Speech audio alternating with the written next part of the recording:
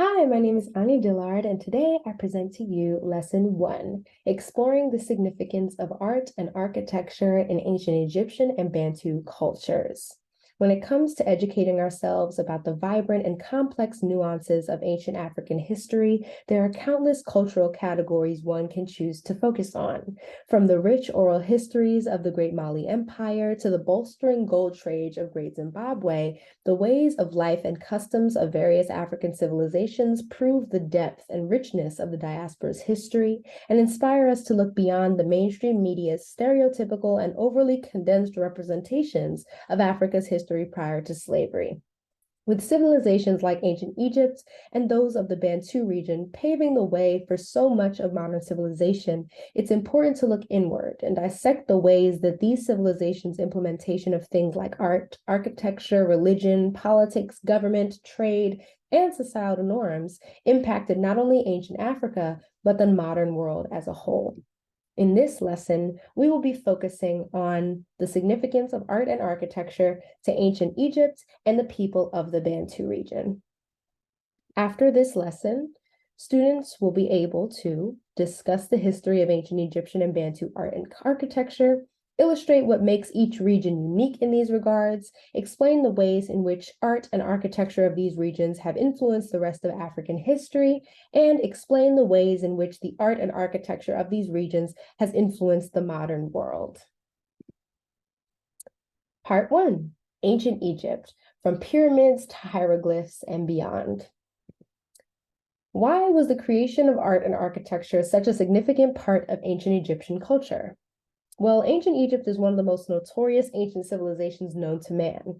And one of the reasons it is such a spectacle, one that still fascinates historians to this day, was its intricate visual artwork and regally gravity-defying architectural structures that could be found within its proverbial walls. The reason that art and architecture were so central to ancient Egyptian culture was the fact that Egyptian people utilized the two mediums to preserve stories, create languages, and even worship their gods and royal ancestors. As a matter of fact, Otum, a manifestation of the sun god, was often depicted in Egyptian paintings wearing the double crown of two lands, representing him as the creator of the Egyptian state, as well as the creator of the universe, according to Robert Harms. What are some examples of where art and architecture were most prevalent in ancient Egypt? Craftsmen and artisans were thought of as having major roles in upholding the power of the pharaohs. Because of this, the Egyptian state was a main patron of the artwork that adorned palaces, temples, and burial chambers. Artistic production was not limited to painting and sculpture, however, but also included ceramics, jewelry, goldwork, and woodwork. When it came to ancient Egyptian architecture, the pyramids, known today as being the most extravagant symbols of power and wealth of the pharaohs, were constructed during the Fourth Dynasty. Each one was built to serve as a tomb for a particular pharaoh and was thought to be their residence in the afterlife. So how did ancient Egyptian art and architecture impact the development of Africa and the rest of the modern world? Well, the art and architectural structures of ancient Egypt serve as a major blueprint for the hundreds of ancient civilizations that came after it. And the work of the intellectuals and artists that had a hand in creating these wonders of the world have continued to shock historians and commoners alike since their inception. The Great Pyramid of Khufu, which is also known as the Great Pyramid of Giza, is a marvel of engineering and craftsmanship that astonishes people even today. Its proportions are gigantic, and until the Eiffel Tower was completed in 1889, it was the tallest structure in the world. Section 2, Bantu cultures and people. Why was the creation of art and architecture such a huge part of Bantu culture?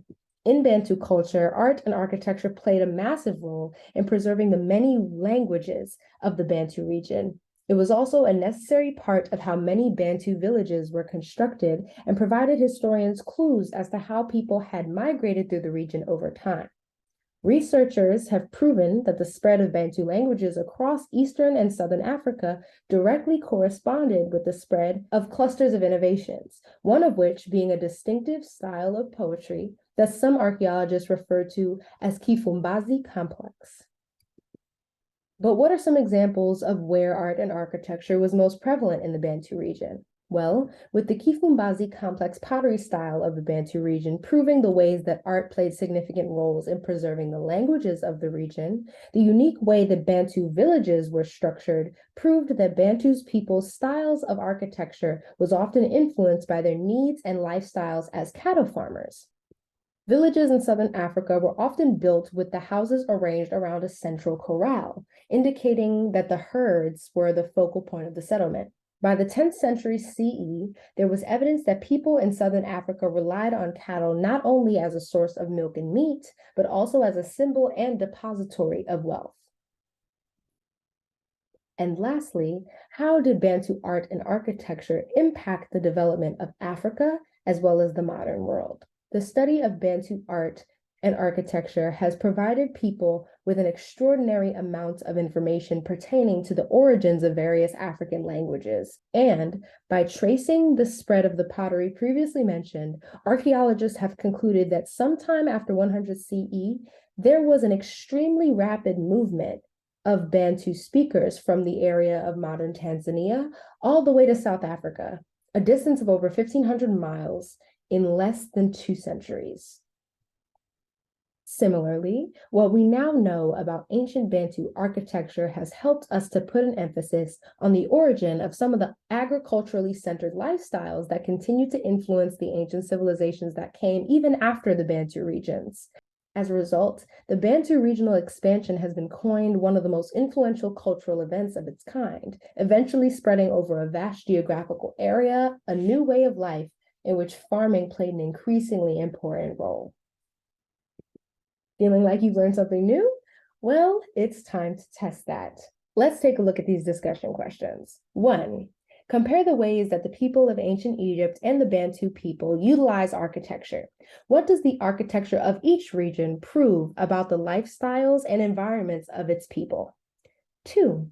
The people of ancient Egypt utilized art and architecture to celebrate their gods and honor their dead. In what ways has this custom shown up in the modern world? 3. In what ways did the Bantu people's focus on a particular style of art prove that the impacts of art can far transcend its physical beauty? And 4. According to Robert Harms, the artists of ancient Egypt worked under a strict set of rules that defined stylistic conventions for depicting people, gods, and pharaohs, which was the reason there was such a lack of stylistic variety at the time. Art was not thought of as a mode of personal expression, but rather a tool of bureaucracy and glorification. So, if the style of artwork was not so strictly regulated in ancient Egypt, how do you think it would have changed our present-day understanding of African history? After you've thought on these for a couple minutes, I'll be excited to sit down and discuss your answers with you. And if you think you can answer each of these questions strongly, then you, my friend, have just passed lesson 1.